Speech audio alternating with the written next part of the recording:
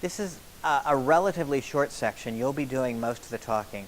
Basically, the reason you're talking here is to give people some basic information about the history, about why we do beyond categorical thinking, and a little bit about how it's changed. One of the reasons why I include the history around women is to help them see that we have made progress in at least one area, and yet there are still areas of work that we need to hear. It's very important to talk about why we continue to do this, because we do actually still hear from ministers with particular identities that hear the same things that they've heard from 20 years before.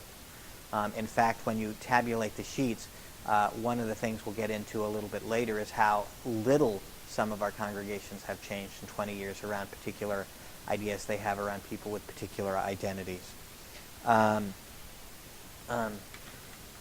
Congregations do have to request to do the other sections ahead of time.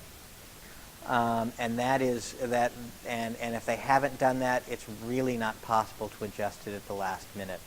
There will be opportunities to talk about them in small ways. We're going to try and help congregations as best they can, but they have to be proactive in this particular area. What you're trying to do here is not to try and get people to all of a sudden get everything, but you're trying to create a tipping point moment where they see that they have some responsibility in this.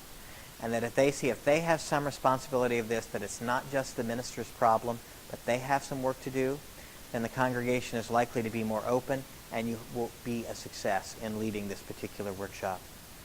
You're also planting the seed that the work is ongoing and that we never stop doing it, even when we have moved from one particular place to another. Today, most congregations do beyond categorical thinking.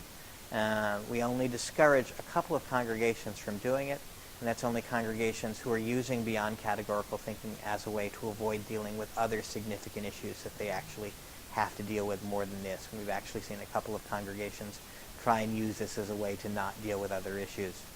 Or if they've done beyond categorical thinking in the last 5 years, we don't encourage them to do it again. In this time, it's just important to get information. I try not to get into conversations with people. I just try and move through the information quickly so that we can move on to the next section. Because again, if you engage in too much conversation, this section can really drag out. For the most part, it doesn't, but occasionally you get someone who has something to say. Thank you.